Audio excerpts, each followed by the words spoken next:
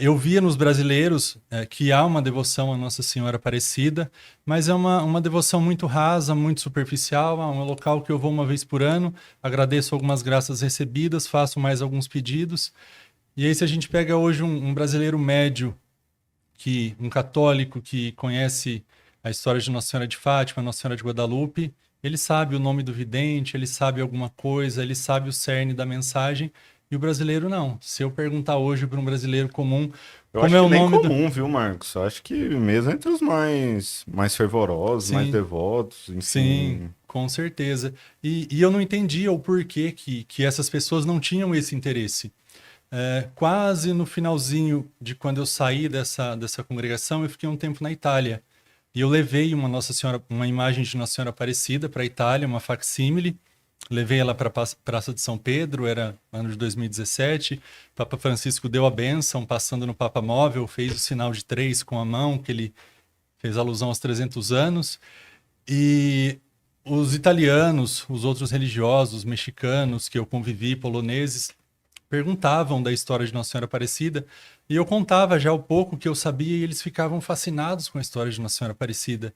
E eu não via esse mesmo brilho no olhar dos brasileiros para falar, ou pelo menos saber da sua própria padroeira. Hoje é um pouco modinha, vai no santuário, tira uma foto, coloca no Instagram, faz uma caminhada a pé, mas tudo isso sem nenhum conhecimento mariológico ou até histórico da história da padroeira do Brasil. E foi isso que me inquietou um pouco.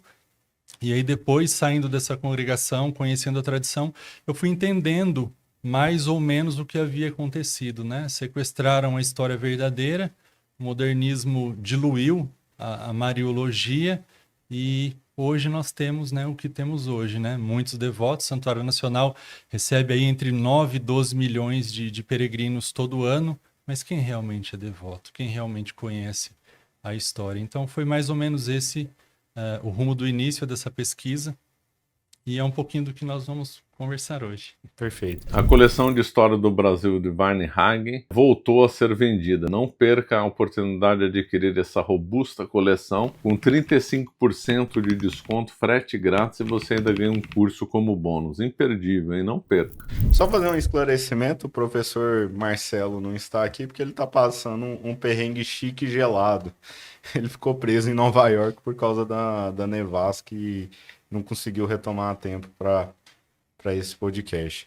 Bom, agora introduzindo sobre o tema, a Nossa Senhora Aparecida, é Nossa Senhora Imaculada Conceição Sim, Aparecida, né? Então vamos falar dessa devoção que, como o Brasil ainda era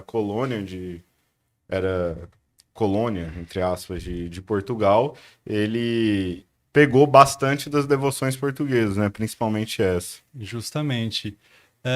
Se dá o início dessa história de Nossa Senhora Aparecida, algum tempo antes de 1717, após a Batalha de Alcácer Quibir, onde Portugal reivindicava a sua independência, e ele ganha essa batalha, e Dom João IV então coroa a imagem de Nossa Senhora de Vila Viçosa, a qual ele havia feito esse voto, que se eles conseguissem tomar de volta Portugal, o rei coroaria a imagem de Nossa Senhora da Vila Viçosa, a Imaculada Conceição da Vila Viçosa, e o rei daí em diante não usaria mais a coroa. Então, essa vitória acontece. Então, em 1646, eu trouxe algumas anotações. 1646, então, acontece essa coroação, e a partir daí os monarcas de Portugal não usariam mais a coroa. E aí, logo depois, é estabelecido uma iconografia da imagem da Imaculada Conceição que deveriam ser produzidas para veneração dos fiéis portugueses e também dos territórios de além-mar. Então, o fato de ser encontrado nas águas do Rio Paraíba uma imagem de Nossa Senhora da Conceição, mesmo que ainda não havia o dogma, mas a, a, a corte de Portugal já tratava assim a Nossa Senhora, então é justamente nesse tempo que são produzidas as imagens mais ou menos tipo, aqui com essa iconografia.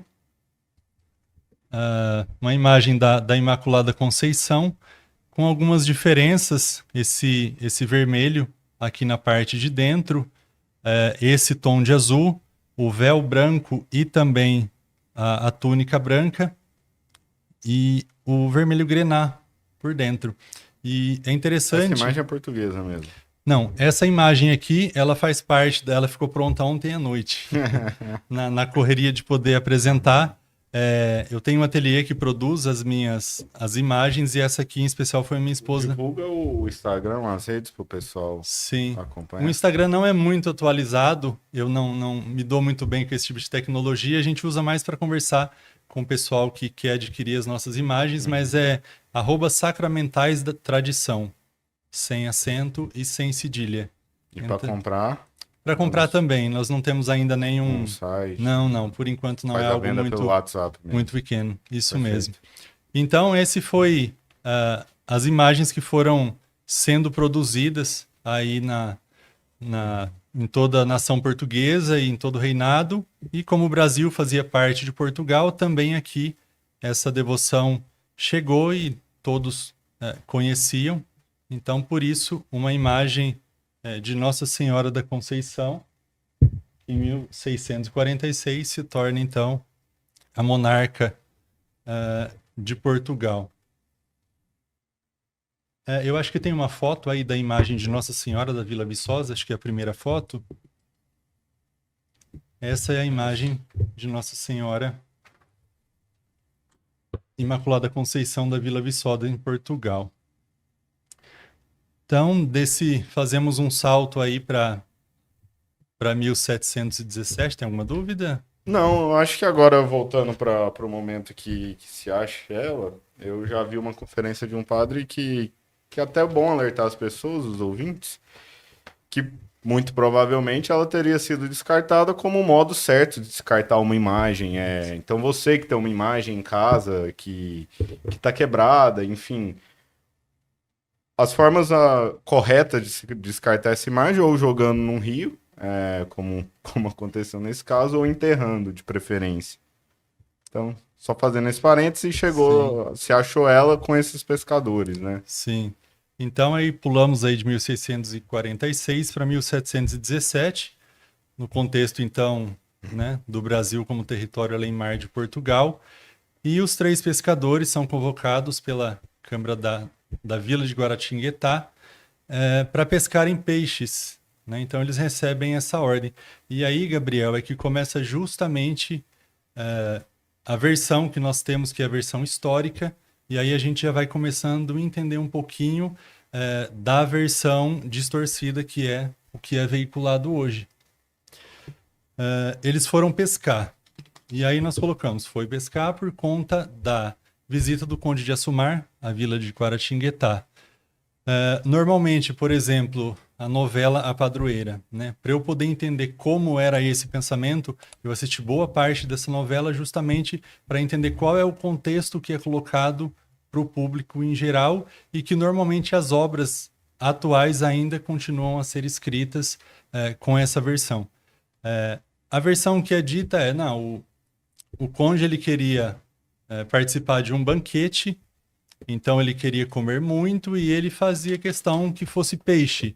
E se os pescadores não encontrassem peixe, eles seriam castigados ou até mortos. Então a gente vê isso em comentários aí de todo tipo de vídeo e também na novela Padroeira não foi diferente. No YouTube tem a cena do encontro da imagem e a narrativa que os pescadores fazem do momento é justamente essa. Se não pescarmos, morreremos, porque o conde é alguém mau e alguém que simplesmente quer um banquete de peixes. E aí já se começa colocando os pescadores como os pobres e oprimidos e o representante aí da coroa real como alguém que fosse muito mau e muito opressor. E a partir daí nós vemos tudo o demais que acontece. Por que, então, o Conde de Assumar queria peixes? Sem canonizar ninguém, católico devoto. O período que ele passou na vila de Guaratinguetá compreendeu também 2 sextas-feiras. A gente vai ver que o dia 12 não é realmente o dia do encontro, uma vez que o Conde ficou em Guaratinguetá, do dia... Só um momento, deixa eu achar aqui a data. eu tive Covid. E o Covid apagou muito das minhas memórias. E outra coisa também, eu só tenho 30% da visão. Então, se eu me perder um pouquinho, tenha um pouco de paciência. Aqui. Acho que ficou nessa.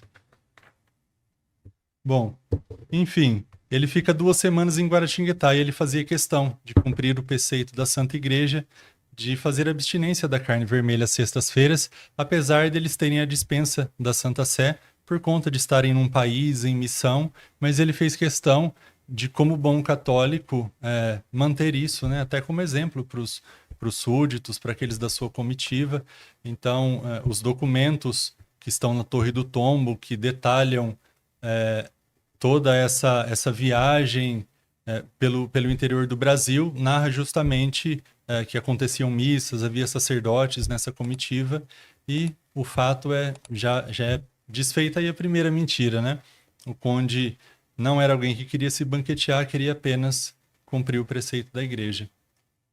Então eles vão para o rio, o rio Paraíba do Sul. Paraíba quer dizer água ruim, água imprestável. Então já era sinal que os índios sabiam que naquele rio não tinha muito peixe, que a pesca não era algo muito frutuoso, mas mesmo assim... Por curiosidade, sabe quais eram os peixes ali da região? Olha, eu fiz alguma pesquisa, normalmente tilápia, bagre, alguns peixes de couro. Atualmente não tem mais, mas existia aí algumas, pelo menos uma dezena de variedades de peixes e peixes grandes, né? Sem toda a civilização que tem hoje, a reprodução acontecia, então é fato que os peixes existiam ali, mas era muito difícil a pesca por conta de ser um rio d'água muito revolta, água barrenta, então acabava dificultando a pesca. Você acaba de assistir um corte do Caravelas Podcast. Na tela está aparecendo o episódio completo e outro corte. Muito obrigado pela atenção.